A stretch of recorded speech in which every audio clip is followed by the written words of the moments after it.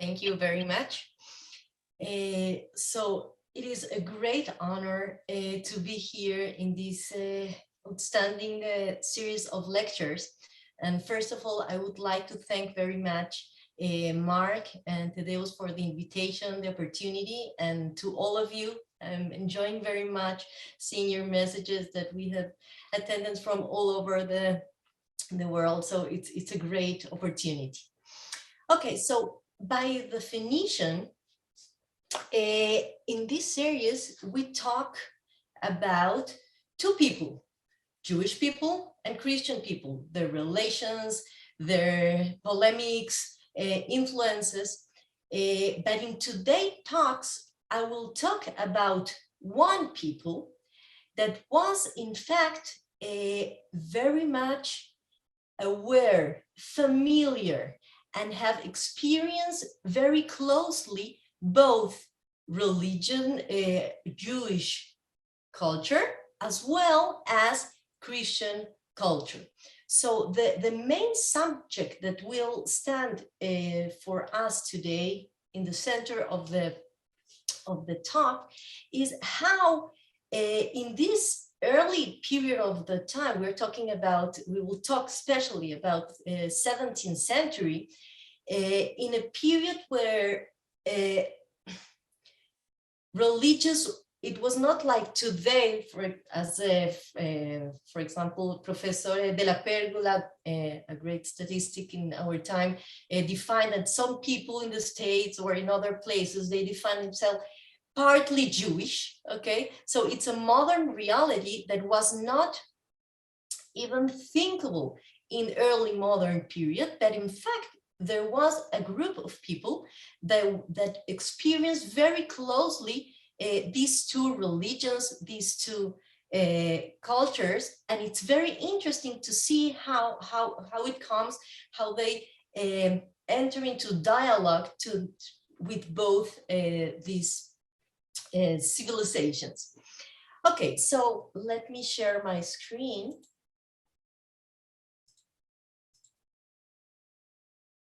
Okay, so in this talk, I would like to spend a couple minutes to give a very general historical background.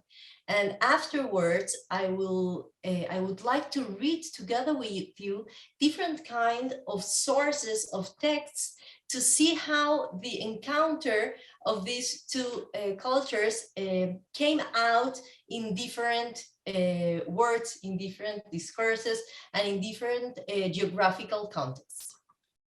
Okay, so before we start the historical background, let me just clarify some concepts here regarding our title, Jews who became new Christians who became new Jews. Okay, so Jews, we are talking about Jews in Iberian Peninsula, in Spain, in Portugal, that in several periods of times, they choose or were forced to convert and to adopt Christianity. Those Jews who were converted to Christianity were known as new Christians or conversos.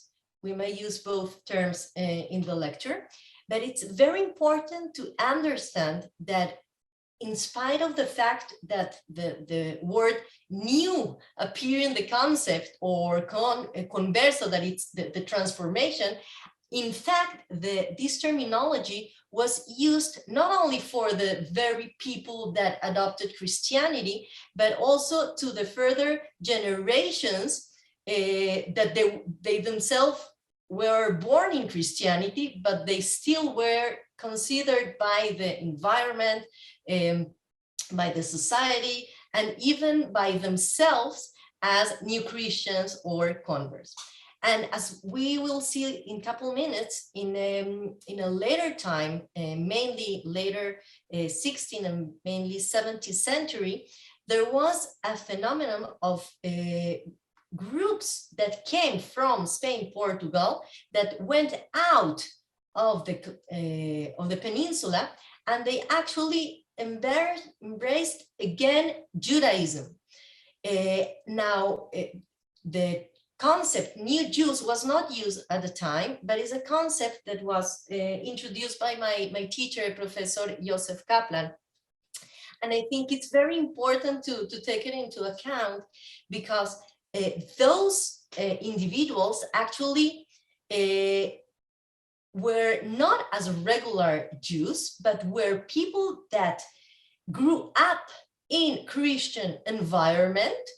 They were born in this reality, and they decided to become Jews. So it's also important to make the distinction between Jews and this specific phenomenon of that we can call new Jews. Okay, so I will show some maps. So I just wanted to know that I'm taking all the images from this great historical atlas from Professor Chaim Beinert. It might be found both in English and in Hebrew. Okay, so we don't have time to go all over the history of the Sephardic diaspora, but I would like to spend a couple minutes to point out the different waves of emigrations in different times in order to understand the very characteristics of this phenomenon of the new Jews or new Christians. Okay, so when we talk about Sephardic diaspora, immediately we think about the expulsion of the Jews from Spain in 1492, and it's quite clear, because starting from this point, the diaspora began. Okay, so in this specific point of history, Jews had to take a very difficult decision. They had a choice. They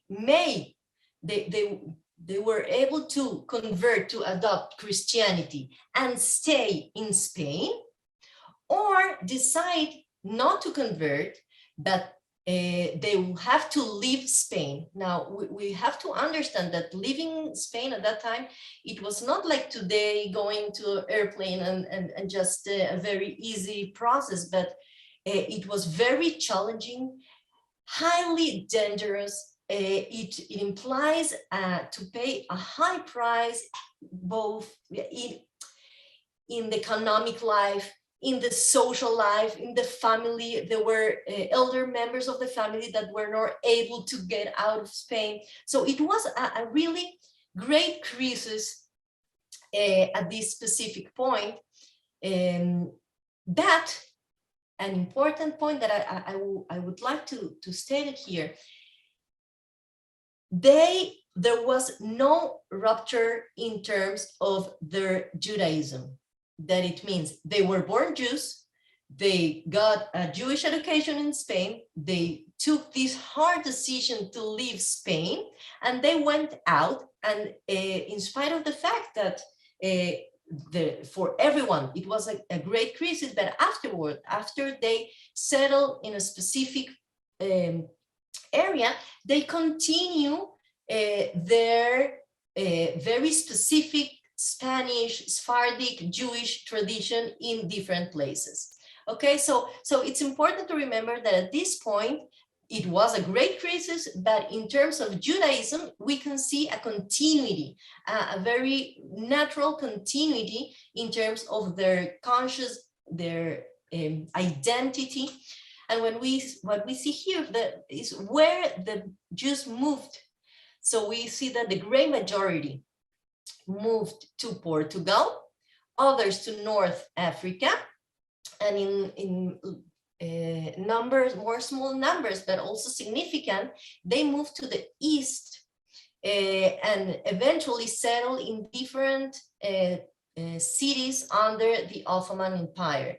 Those Jews that settled in the Ottoman Empire actually is where the Ladino culture was born, both the language and the culture, and in different places. Okay. The Jews that were in Portugal and those who moved from Spain to Portugal actually in theory, there was an expulsion of the Jews from Portugal, but in fact, they were not allowed to leave because Portugal could not afford it to himself to let their Jews that played a very central role in the economy of the place to live. So actually we see in Portugal a forced conversion process of almost all the Jews that were living there. In Portugal, much more than in Spain, because of the historical circumstances, the movement or the tendency of keeping in secrecy Judaism, what it's known as crypto-Judaism, was much more common, and many of the people, the new Christian that stayed in Portugal, had somehow a conscience of belonging to these the people of Israel, of Judaism. No, it's not that all of them kept Judaism, all the traditions, but in some cases there were some traditions, and in other cases, at least it was a conscience of belonging. Now, more than 100 years after, starting from the end of the 16th century and mainly in the 17th century, we can see another waves of immigration from Portugal to Spain. It was a time when Spain and Portugal were united, and these new Christians moved to very different places in the world. It's not just that they had the possibility after the union of the crowns, but they played a very important role in the economy of the mercantile economy that was raising at the time. So there were commercial networks of these people, both new Christians and Jews, that settled in different places, both in Portugal, in Spain, in the colonies in America, and also in additional areas in Europe. Now, it's very interesting that at this specific point, places where before that were not Jews at all, actually were interested in inviting, accepting these new Christians, and eventually they allowed them to open their own Jewish communities. But what is very interesting is that these new Christians actually built their own communities in places where no earlier Jewish community existed. Places like Amsterdam and London and Livorno. They were the new Christians who became new Jews, actually were the first Jews in the place. So obviously they called for rabbis and religious leaders from other places of the Jewish world, but actually they were building alone their own community. Now, the main point that I would like you to take in mind from now on and all over our lecture is that these waves of immigration in 16th and 17th century were of new Christians, and new Christian that they themselves, all of them, were born Christian. They did not convert. They did not knew what was a Jewish normative life. They have a lack of knowledge because in Spain and in Portugal, there were no Jewish books. There were no Jewish people to talk to learn from. So on the one hand, evidently, they had some kind of conscience of belonging, but on the other side, they were they had a lot what to learn. Now, it's important to say that not everyone, not all the people, not all the new Christians that moved out of Portugal and Spain actually became Jews. Many of them, they stayed Christians, but some of them actually became Jews and started taking place and forming part of the Jewish world of that time, in spite of the fact that they were disconnected, actually their families, not just them, for more than 100 years from normative Judaism. Okay, so take in mind this point for what we will get next. Okay, great. So that's our short historical background. What are we doing now? I select different kind of texts, not related, and that the main idea is to give you a more social history point of view, more than a theological one. And on purpose, I choose very different kind of texts so we can have a little notion from different perspectives about this special experience, how this experience of being so close to both Judaism and Christianity, how it was translated into their individual experiences. Okay, so here we will start reading some texts from the Inquisition. Evidently, we are talking about new Christians that were living in Christian lands. And the text that we are going to read are from the documents of the Inquisition in Cartagena de Indias in South America. But this kind of example might be found practically in every place, every document of the Inquisition. So first of all, let's understand. At the beginning of the let's say a couple decades ago, and even till today, people that wanted to learn about new Christians, about crypto Judaism, asked the wrong question. So what was the wrong question? The wrong question is whether these people were Jewish or were Christians. Now, why is the wrong question? Because reality was much more complicated than that, okay? There were people that were exposed to both religions.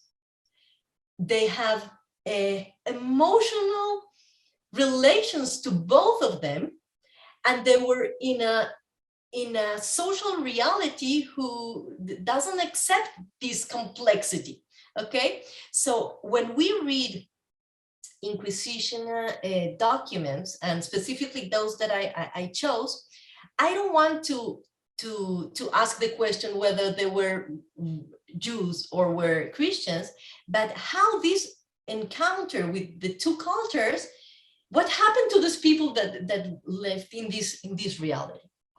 Okay, so we're going to read about three persons. The first one was Francisco Rodriguez de Solís. As I said, they all were on trial in Cartagena de Indias during the 17th century. Okay, and he gives this testimony. And when fasting, he had been eating at noon and having a snack at night in the way that Christians fast, because Juan Fray Angel has told him many times that it did not matter if he fasts this way, even if the intention is to fast according to the law of Moses. Thus, he fasted with the intention of keeping the law of Moses, even if the said fast were in the matter that Christian fast. Okay, so we have here one specific custom that it's part both of the Jewish tradition and of the Christian tradition. And this person not alone, but evidently as a consequence of an encounter with other people, was confused. And what we can see here is that by the end, what this person decides is that it doesn't matter if the details of the custom will be according to one tradition or the other, but the main point for him was the intention he was having at the time when he got involved in the specific custom. Let's continue. And he declares that although he has completed the set fast in observance of the set law of Moses, many times he had the proper impulses, and it seems to him that the law of Jesus Christ was good, which he had learned in the house of his parents. And so he was sometimes neutral and hesitant to think if one was a better law than the other. Other times he did good deeds according to the law of Jesus Christ, but giving alms and doing Christian deeds. And other times he fasted and persevered in the belief of the law of Moses, going to the clandestine meetings that he will describe later. Okay, he hasn't decided.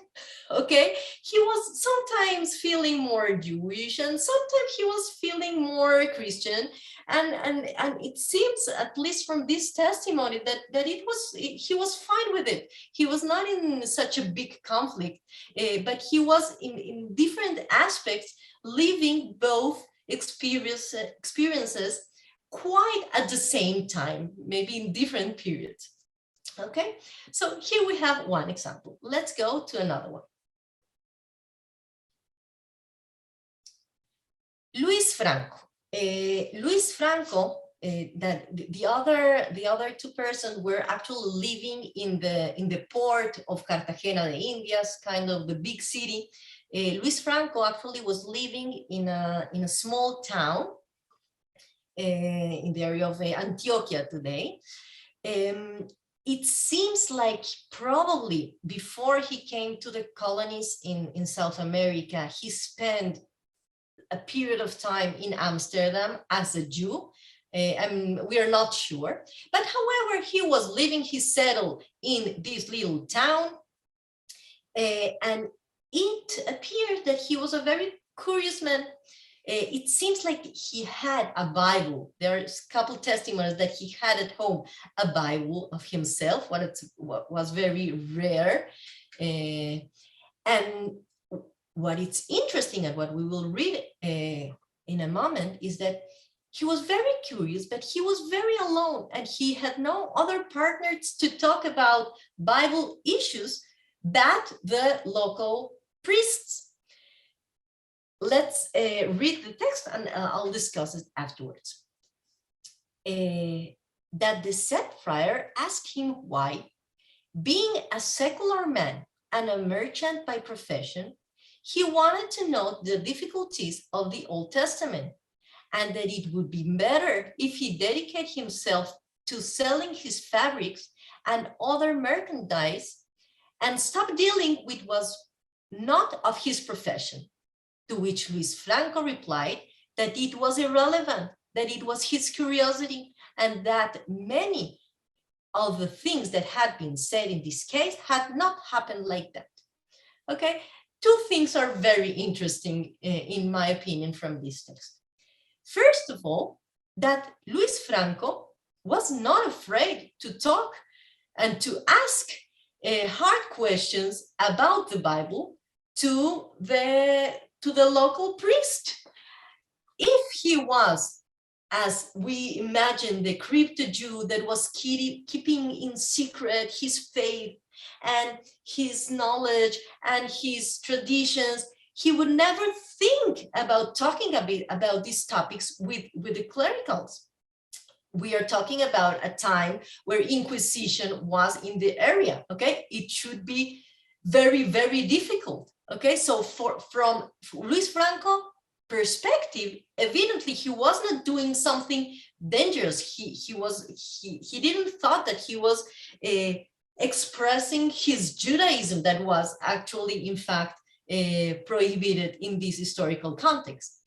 And the second thing that I think is very interesting is that the complaint of the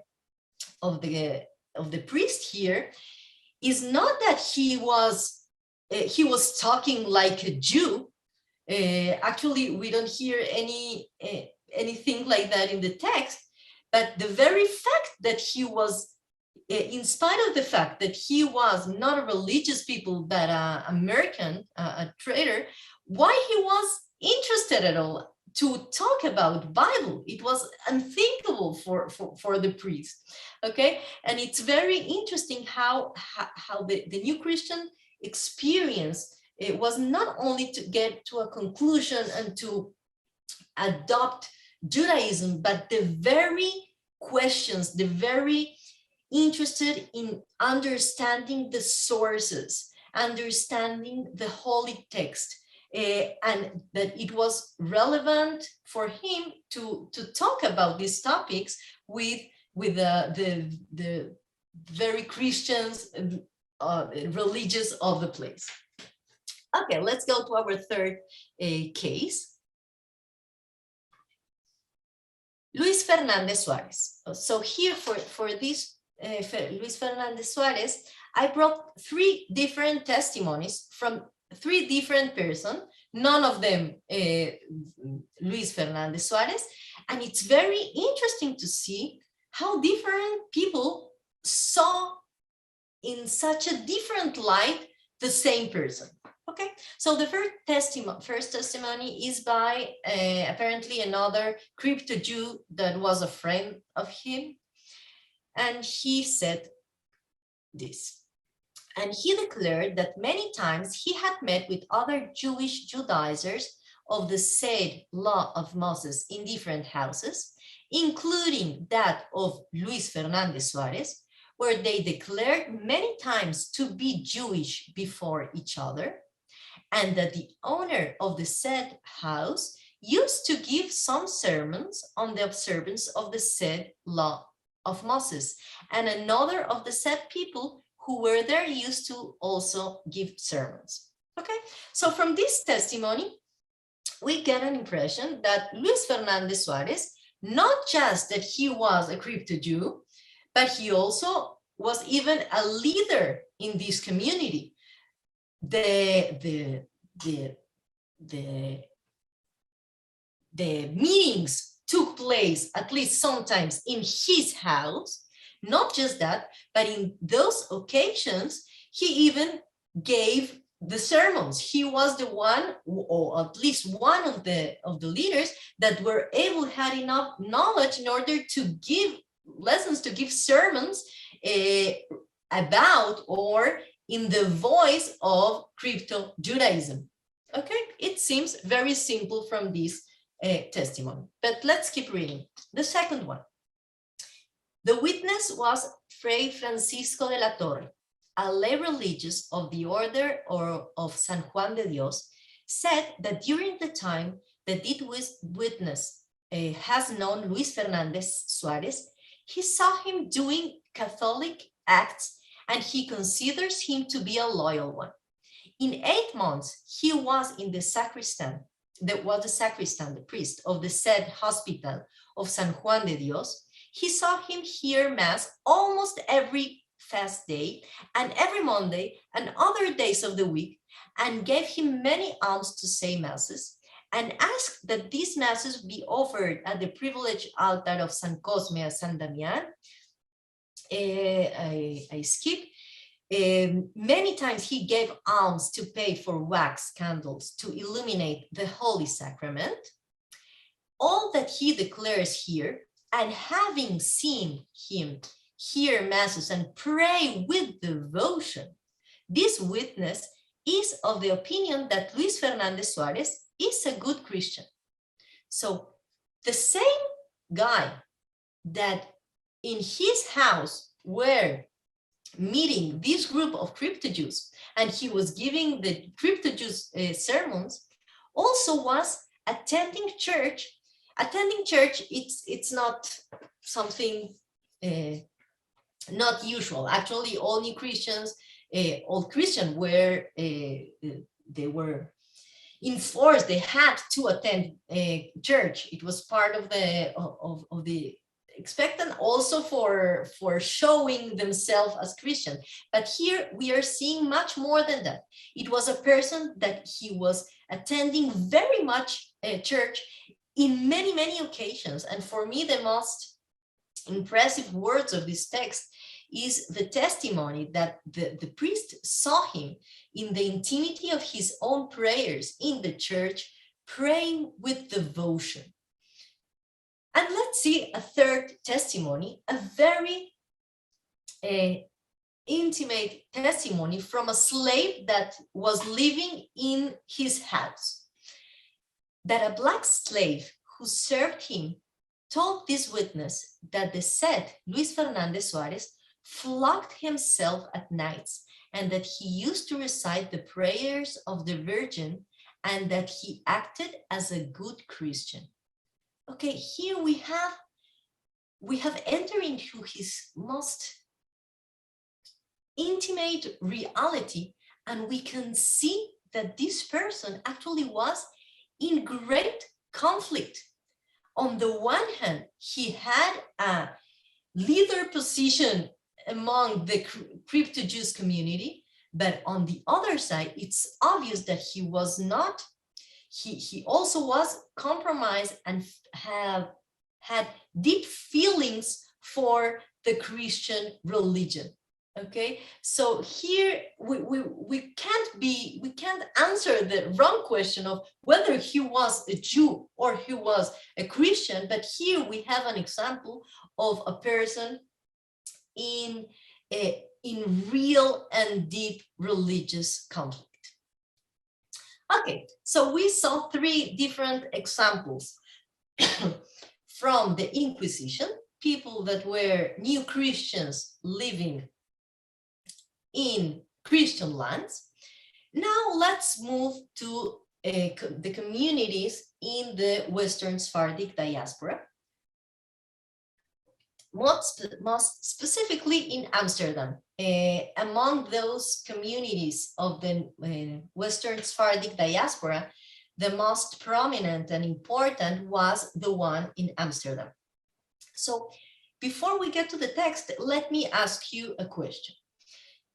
If any Christian, the family of any Christian decided to move and to become new Jew, to embrace Judaism, if he was a kid, okay, he was sent to the school and he will learn about Judaism. But what happened with the adults that were the great majority? There was no formal education for adults. They were willing to join Judaism, but they didn't know about normative Judaism. They probably got some general knowledge or specific traditions in the family context, but they didn't know about normative Judaism. So how, and we are not talking about one person, but a group of persons, how they would join actually a Jewish life under these circumstances.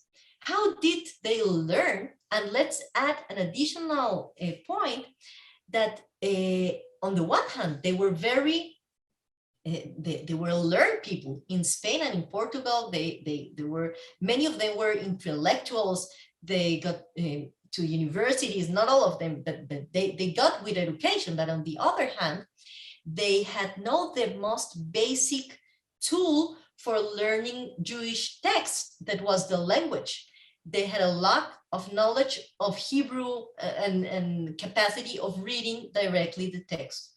So in general, when we talk about education, Jewish education for new Christians in those communities, we can point out that synagogue was a very important place, because when they were attending synagogue, they were not just joined for praying, but they also were having a Jewish experience, what they could learn through the sermons. There were also a very interesting thing that happened at this historical context was the publication of bilingual prayer books, both in Hebrew and Spanish, or even just in Spanish, to help these people to learn, to understand it, to get involved in the community Jewish life.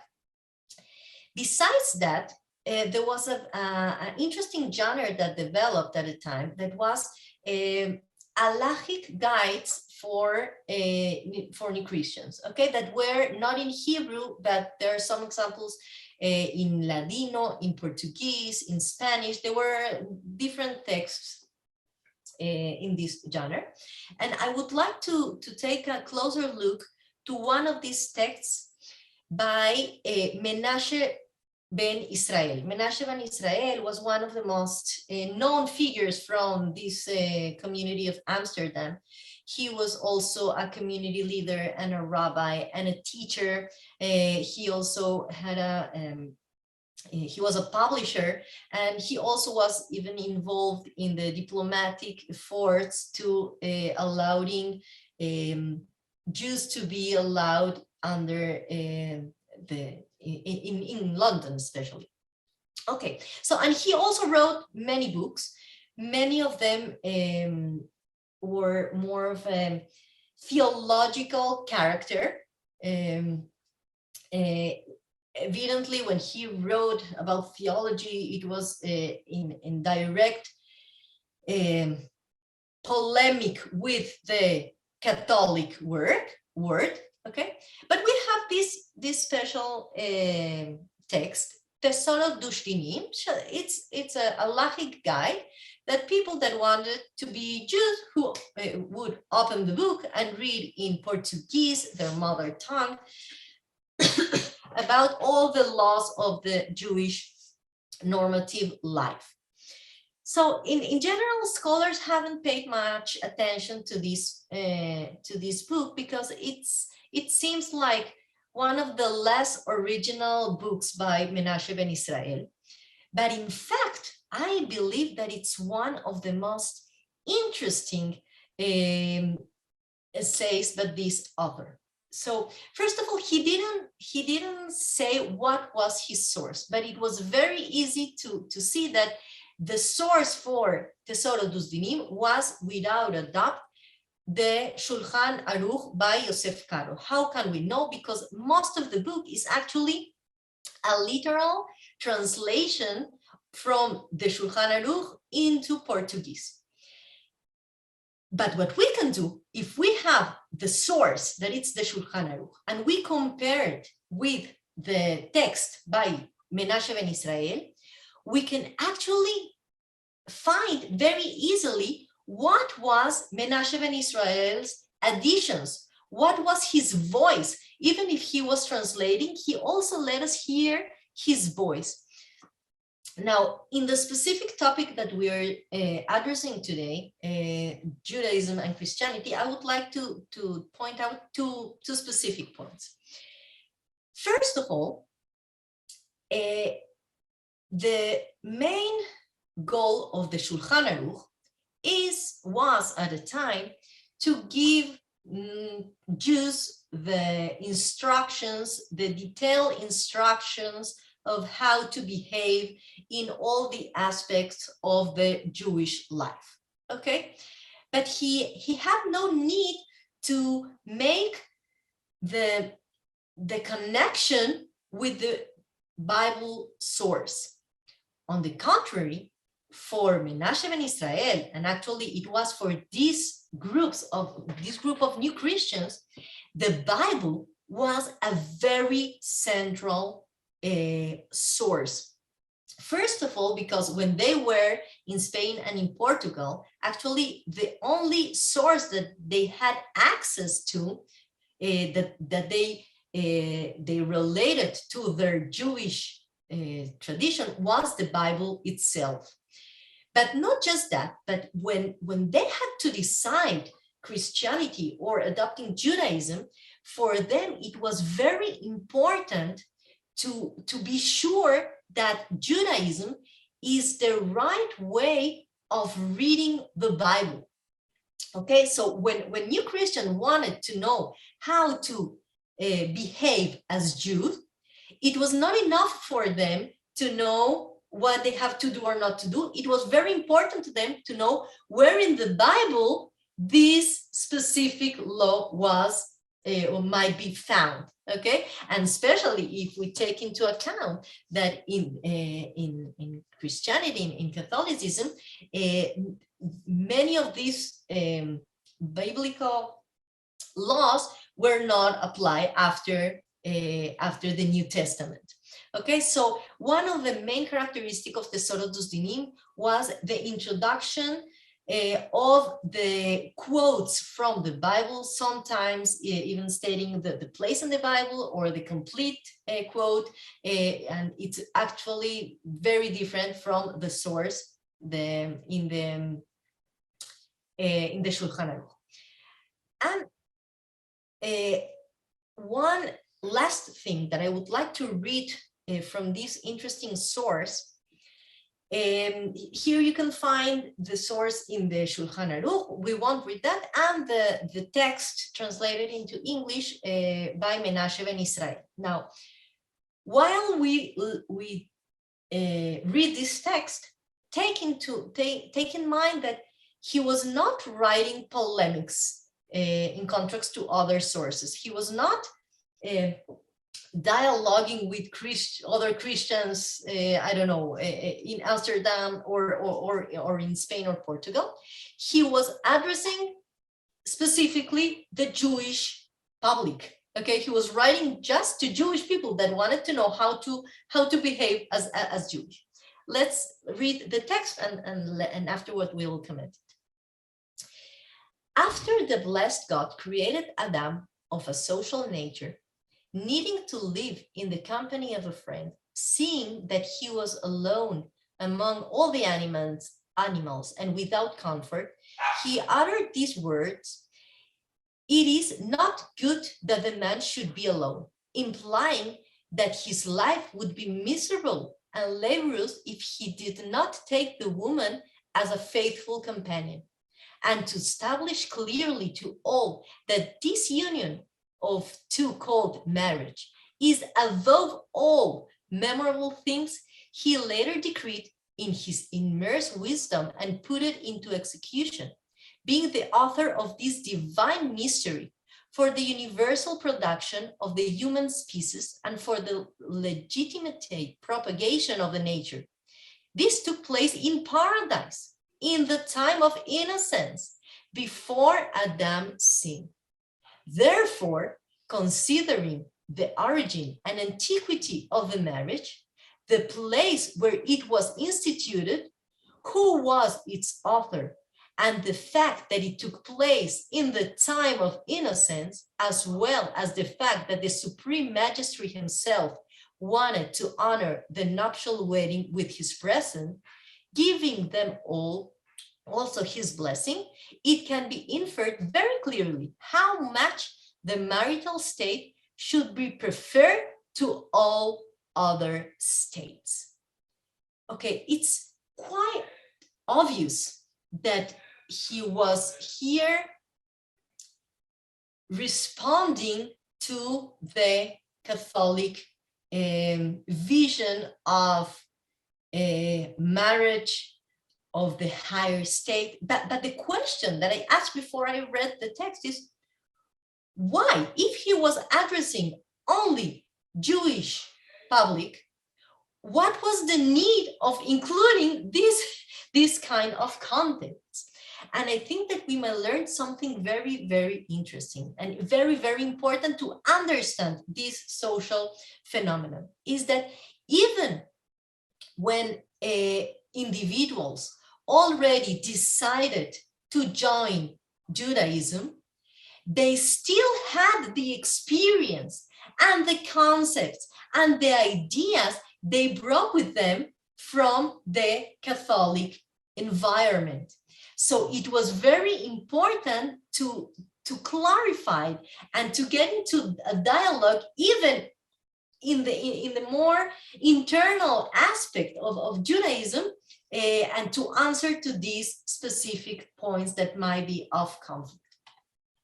Okay, we are going, I'm gonna spend the last minutes that I have in the lecture to show you a last piece, also very interesting.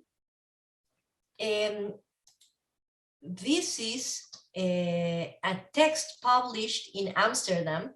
The author was Ashkenazi Rabbi Shavtai Bas. The text is Siftei Yeshanim. And what is interesting is that in his introduction, he offered us a description of the schools that he saw, the Ashkenazi rabbi, when visiting Amsterdam. He was very much impressed by the formal education in the Sephardic community in Amsterdam. Now, let's remember, we are talking about only a couple of decades after this community was built. And even though the Ashkenazi rabbi from a normative Judaism who was never disconnected in terms of the tradition of his community to Judaism, was very much impressed with the education system in this new community that was so new. And I think that two aspects we should pay attention in this text. First of all, in terms of the educational system, evidently, the Jews that came from Spain and Portugal were influenced in terms of the systematic of education from their environment they knew in Spain and Portugal. And secondly, in terms of the contents, what kids learn in this community was actually different from what other Jewish kids learned in the normative and all the communities, also Ashkenazi, but also Sephardic, all communities. And there's no doubt that this will be very much connected to what we learned, with what we said about the Bible, the place that Bible played in this context. So let's read part of the text. We won't read everything, but okay. So he's describing the schools in Amsterdam. Since my arrival in the Holy Congregation of Amsterdam, I have visited Sephardic communities' houses of study several times. May the rock protect and preserve them.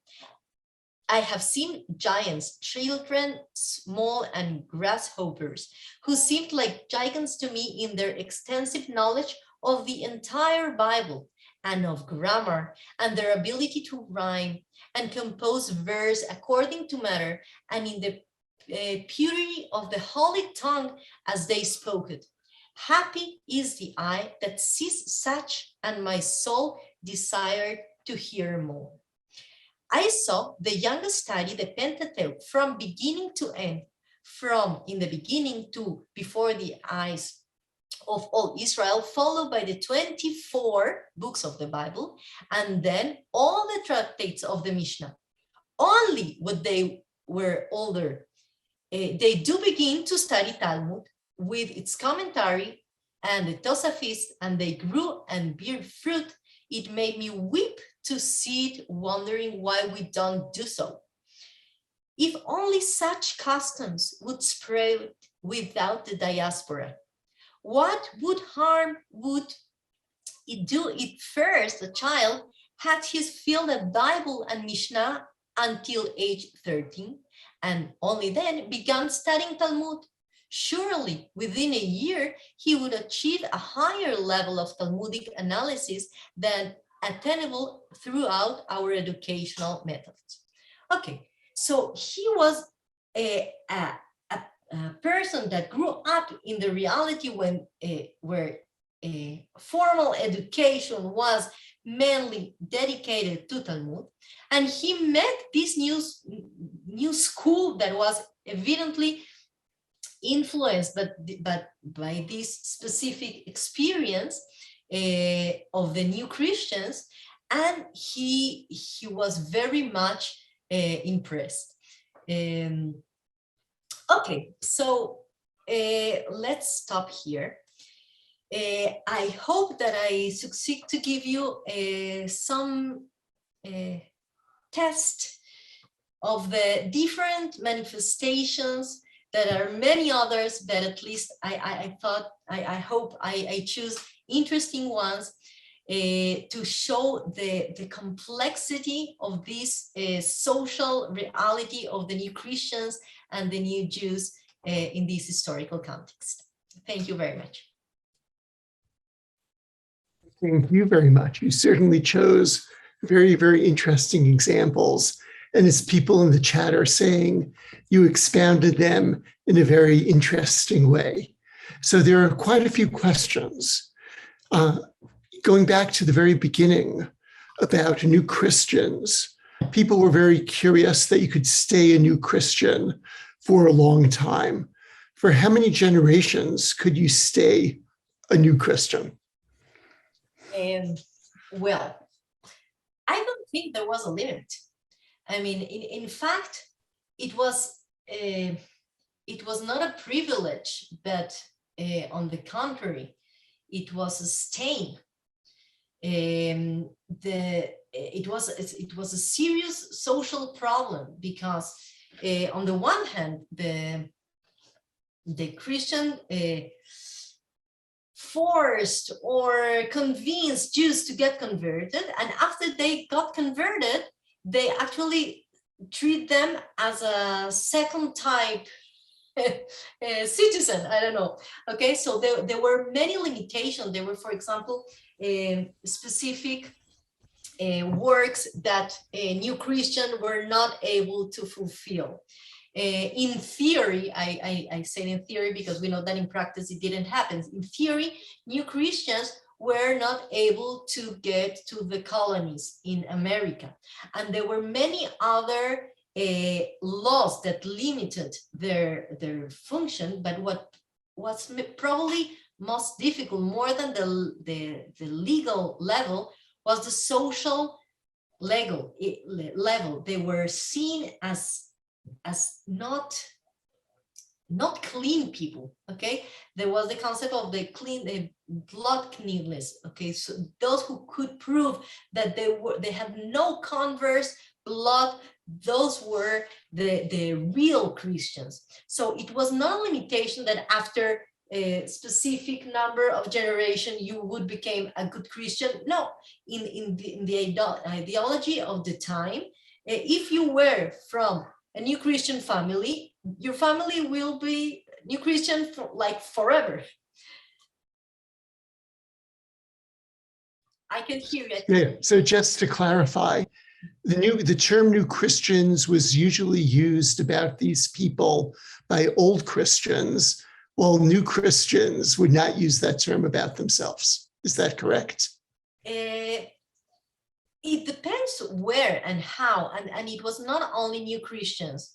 It was also conversos, the Spanish term that was used. So obviously, it was not a great honor to be a new Christian, but in terms of their consciousness, they had a consciousness of belonging to this group.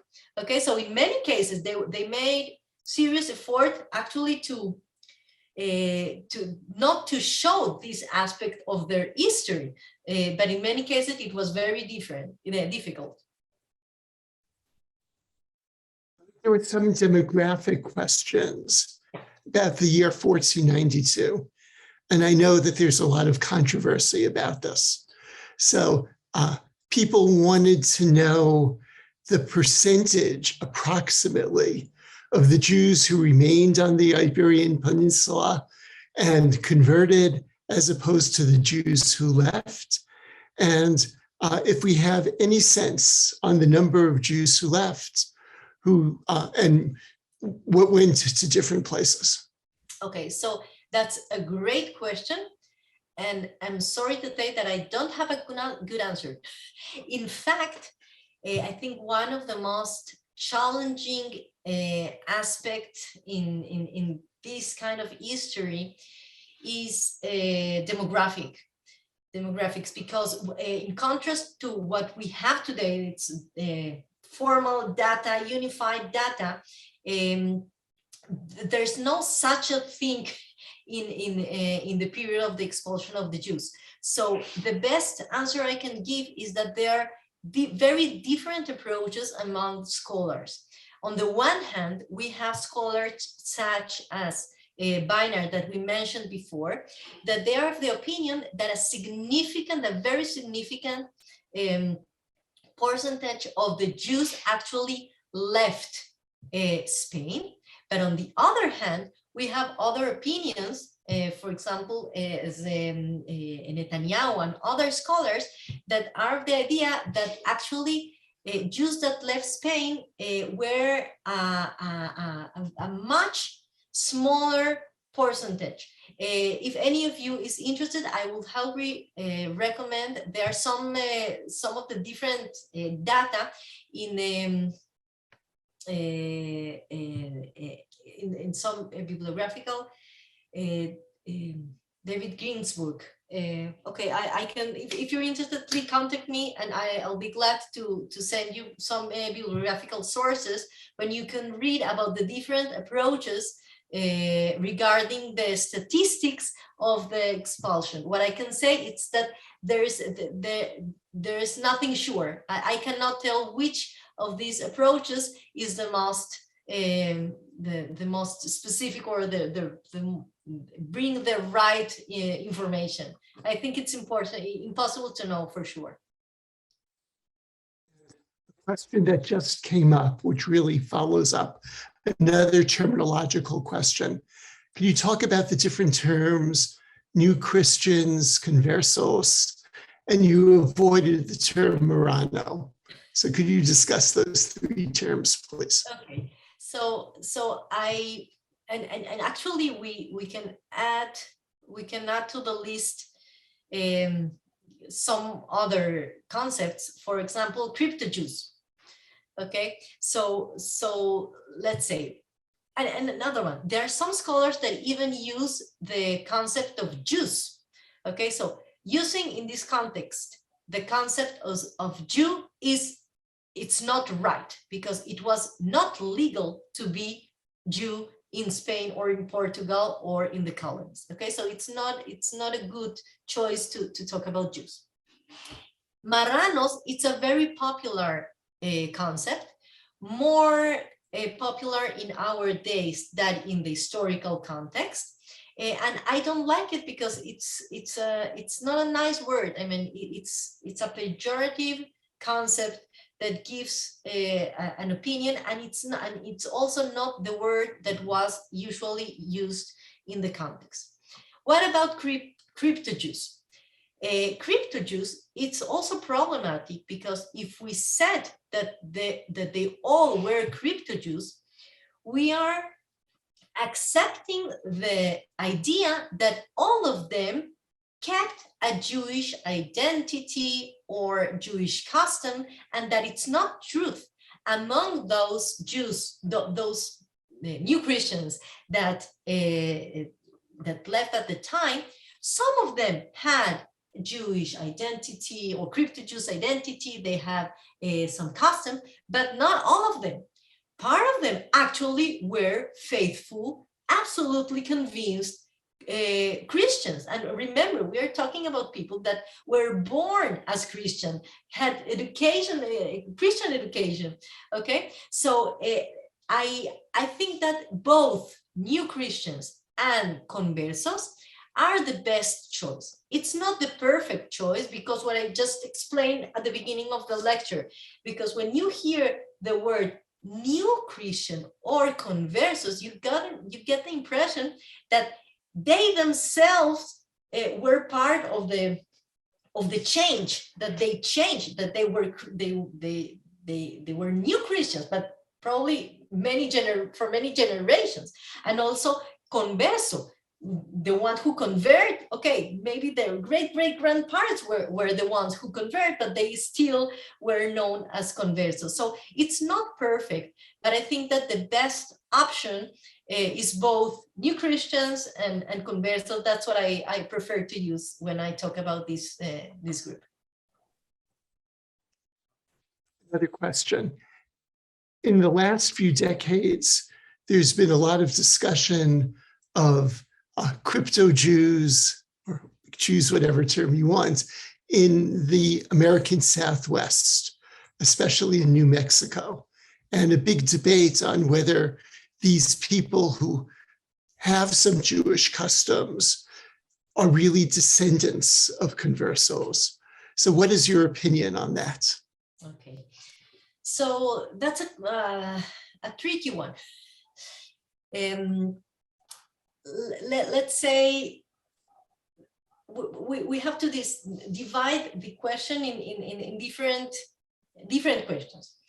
First of all, it's an historical question.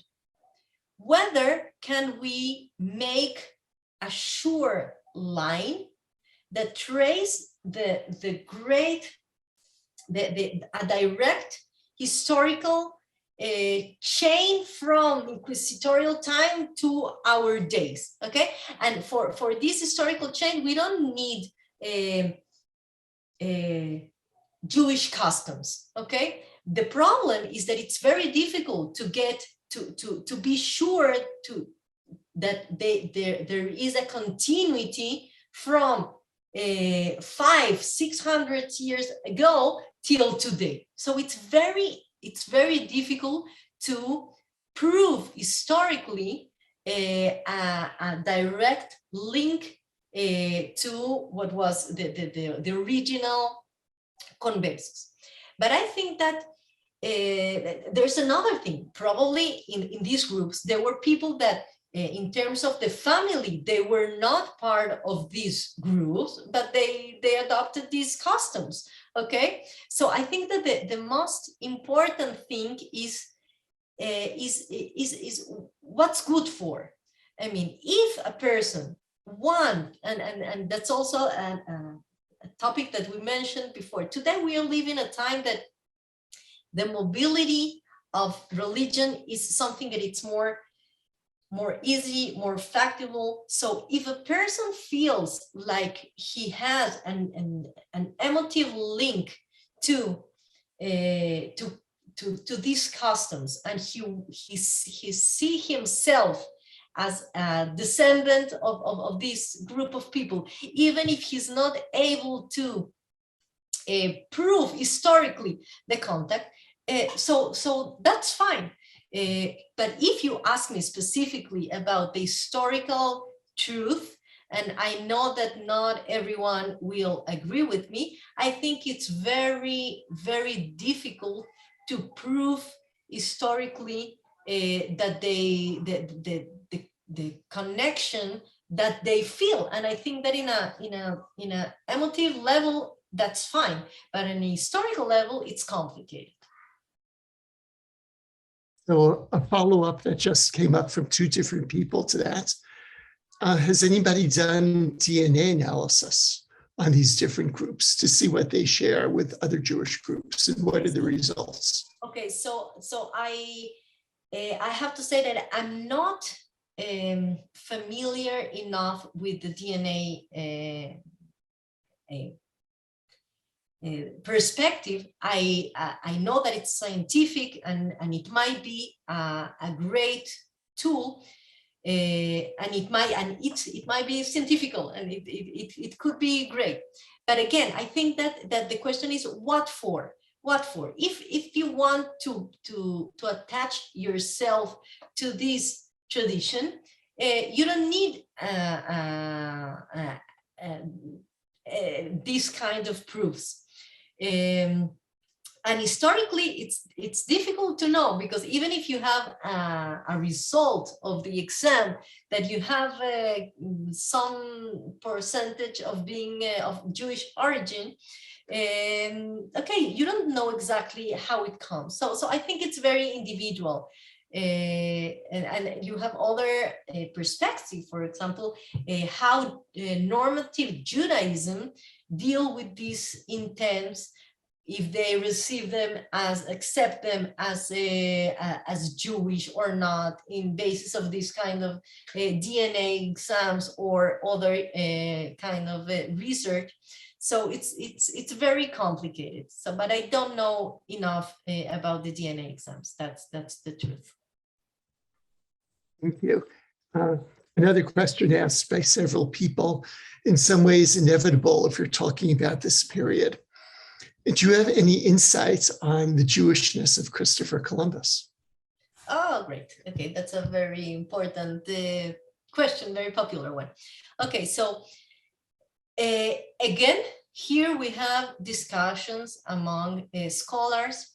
Today, most of the scholars believe that he was not of Jewish origin, in spite that there are some small clues that maybe he could be, but in general, the general and accepted idea today is that he was not. So I have to add two things. First of all, if you're interested, again, I saw that you sent my email, please email me and I will recommend you relevant bibliography where you can read more deeply about this specific point.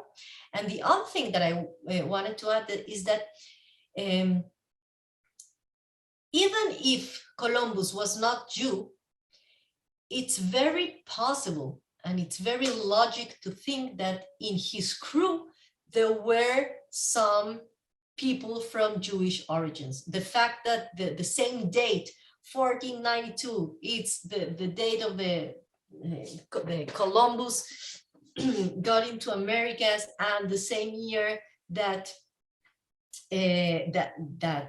Jews were expelled.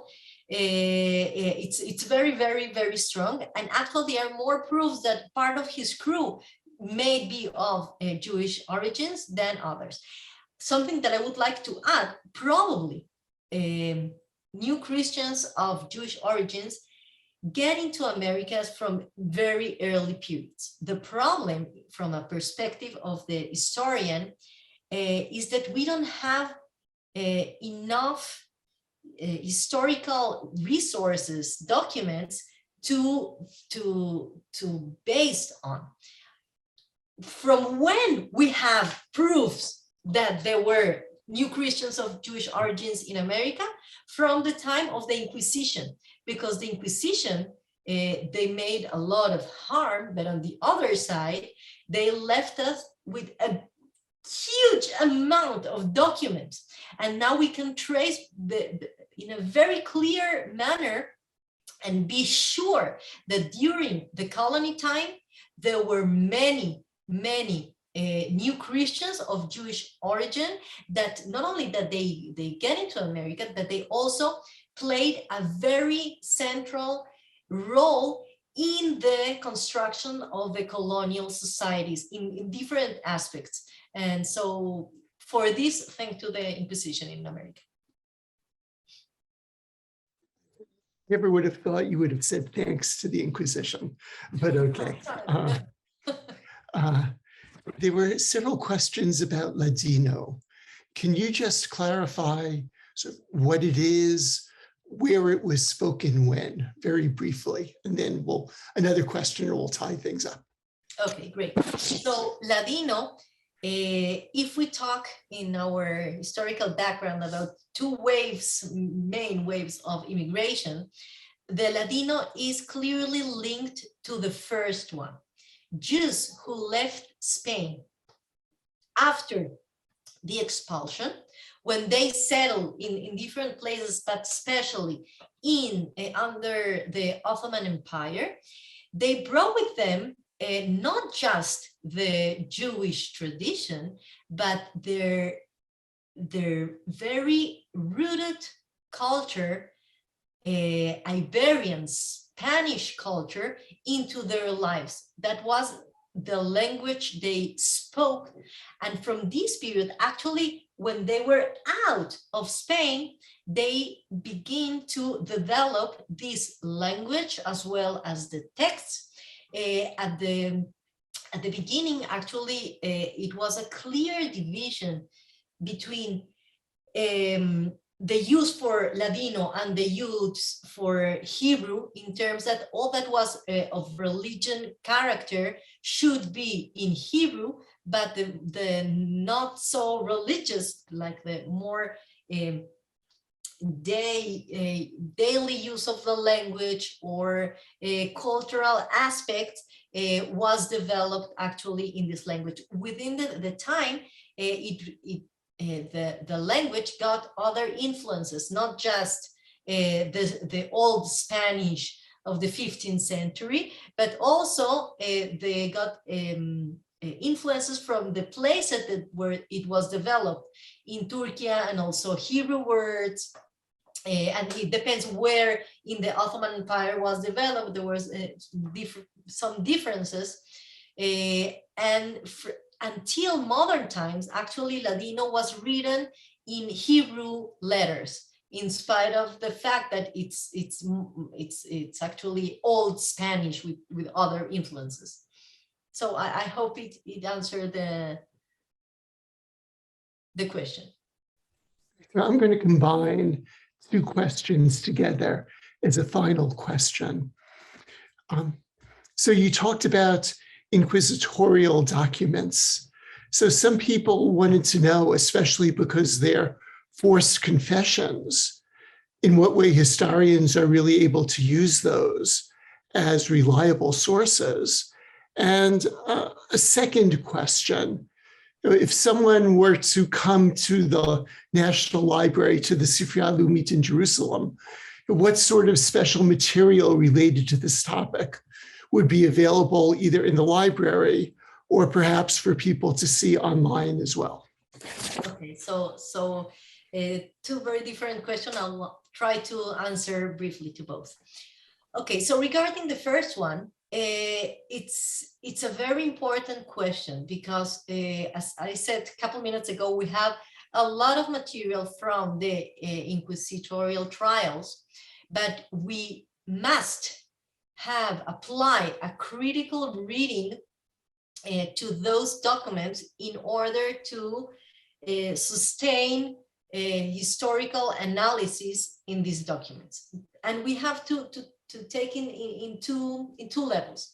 First of all, we have to take into account that there was a specific aim for this institution. Okay, some scholars said that nothing from the inquisitorial material documents can be used, because it was not an objective institution, but they have a specific goal that was not objective. I think it's not truth. And when reading these documents, we can discover that even though they have a clear goal, on the other side, they wrote down every word, even, and that's probably the most significant, even testimonies that were against what they were looking for. Okay, so it's not that this document reflects the ideology of the Inquisition. On the contrary, I think that in terms of the details and word by word, these are faithful sources. The second question, or the second aspect, is if we can rely on testimonies when the person that were on trial, let's say that we believe that what it's written, it's what they said, but actually they meant what they did. They wanted to get out alive from Inquisition. Okay, so there were a lot of reasons to lie and to say, no, we were, for example, we have no relations with Judaism, I only believe in Jesus, okay? So this kind of narrative, we can infer that might be not the truth inside the person. But on the other side, there are a lot of additional information in these sources that it's not related to their Judaism or not Judaism or heretics, details about where they used to live, what they work for, where they moved to. A lot of details that we don't have other sources. It's actually a treasure what we have there, because we have no other sources for these aims. And last, and maybe that's what we did with the sources that I choose to bring, is that when a person said that he actually had some Jewish beliefs, that it's on the contrary of what the Inquisition wanted to hear, we can believe that they were not inventing, okay? So I am just generalizing, and of course you have to read each text with a critical eye, but at the end, I truly believe that there's rich material for historians in these documents. Now, regarding your second question, let me share my screen. 1 second. And I'm glad that I have the opportunity not just to talk about my research, but also about the library, that it's the place where I work for. First of all, you also know that our catalog in the library, it's digital, I mean, electronic. Any of you can enter, just Google National Library and get into the catalog, and you can search for everything. So actually, in the collection of the National Library, there is a lot of material that it's related not just to my lecture, but actually to all the subject of the series about Jews and the relation of Jews and Christians in different languages, different types of material. So I'll give just an example to show how to use the catalog and how can we know if the material that we're looking for has digital access. That is to say, if you can from home in any place in the world where you're now, if you can access to interesting and relevant material. Okay, so let's choose, for example, Biblia Ferrara. We talk a lot about the Bible. Wait a second.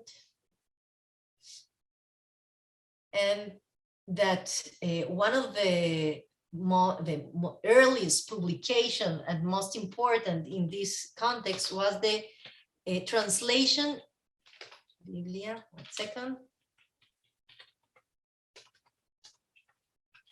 Okay, the translation of the Bible into Spanish that was published in Ferrara in the 16th century. Okay, so we just search for the Biblia de Ferrara, and here in the right side of the page, we have different filters that we can apply, not only for this search, but in general. We can choose which language, or if we want to see, here we got only books, but if it's a subject or a word that you have also manuscripts or pictures or other kind or other type of material, you can choose.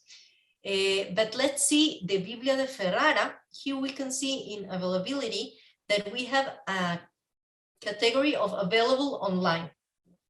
So we have two categories. One available online and the other available in reading rooms only. So if you're not in the library, you will choose the available online.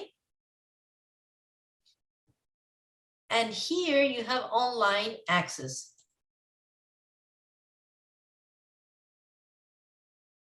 So now we will see the Biblia de Ferrara that you can just take a look online. And obviously this is only one example. Okay, you can see we just press and we have access to the material.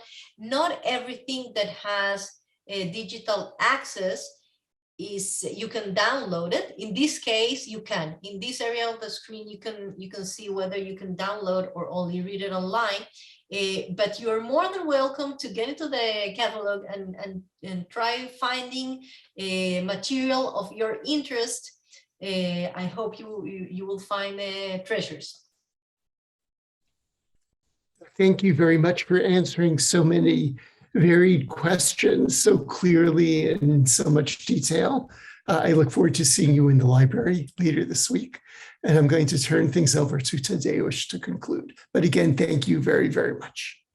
Thank you very much to you and to all the audience. I saw that you have my email, so if you have any question or you want to get the references, bibliographical reference, more than welcome, please contact me. Yes, thank you very much, Aliza. It was a really fascinating talk with a lot of text, interesting and old text.